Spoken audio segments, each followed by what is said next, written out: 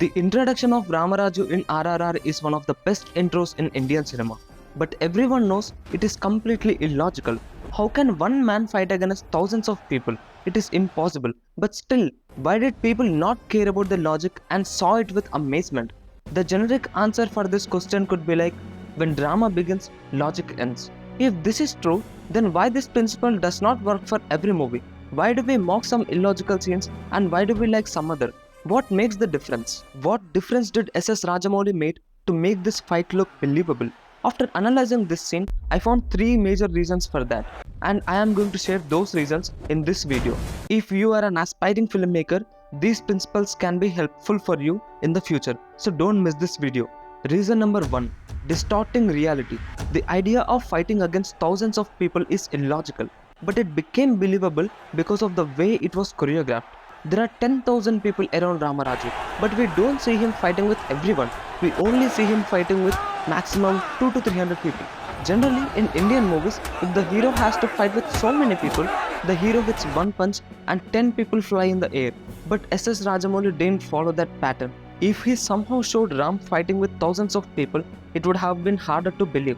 But he cleverly narrowed down the focus to a smaller segment, from beating 10,000 people to beating 300 people. And he showed fighting with those 300 people believably. He beats them, he gets beaten up, gets hit by the stone. People fall on him. To get rid of them, he pulls a man's ear, he breaks another man's wrist, hits with the stick, pushes people over the cliff. All these things are possible. There is nothing illogical in this. So, there are no questions about the logic behind the fight, because he distorted the reality by showing only what he can show believably. But still, there is a chance of audience thinking like, okay, he might fight with few hundreds of people like this, but he can't fight with the remaining thousands of people like this. This question will definitely arise. So this is where second principle comes into place. Create emotion or fascination to your character. To stop audience from thinking about the logic, first you have to make them feel for the character. When you make people root for your character, even though they do illogical things, audience will not have much problem with it. If you can't make the audience feel for your character, at least make them fascinating. In this case, we don't know much about the character.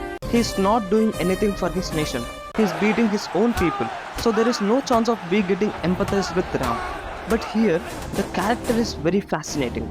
Ram was introduced to us as a courageous man. When other policemen are falling down, he stands still. While others are scared to death, there is not even a tinge of fear in him.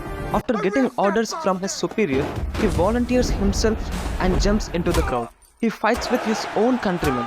He beats hundreds of people brutally, but there is no emotion in his face, neither fear nor anger. He is just focused. We could only see one thing in his eyes. No matter what, he wants to catch that guy and bring him into the police station. By looking at his brutality, focus and perseverance, I was amazed, and I believe many of you also felt the same. When a filmmaker makes you feel something like that and completely draws us into the action, we don't question anymore. But still, there is one more important thing that you should follow if your character is doing an impossible thing, and that is make him or her struggle for it. Showing the protagonist as a superhuman is very common in mainstream Indian cinema. They will do many impossible things, but this is where Rajamouli stand out. Many heroes do the impossible feats very easily, but Rajamouli will make his heroes struggle for it. Raju does not achieve his goal so easily. He gets beaten up a lot, gets hit by a stone, he bleeds, he struggles tremendously to achieve his goal. Even though a character is doing an impossible thing, if you see his struggle for it, it will become more believable. He follows the same principle in Bheem's introduction scene also. In this scene, he has to catch a tiger, but showing a man powerful than a tiger is also harder to believe. So the director made sure that we see all the struggle and pain he is going through to control the tiger. We see the close-up shots of his face, muscles, thighs and calves. When we see all these things, it feels more real. So this is how, by creating a fascinating character, making him struggle for his goal, and distorting reality, S.S. Rajamouli made an illogical fight look believable. This is my understanding about why this scene worked for me. In the next video, I will tell about 5 reasons why Rajamouli never made a flop film. To not miss that video, subscribe to Cinecles. And if you like this video, please press that like button, so YouTube shows this video to many people. Comment down if you disagree with me or if you have any different ideas about why this scene worked for you, and share your opinions about how did you felt when you were watching the introduction of Rama and Bheem for the first time.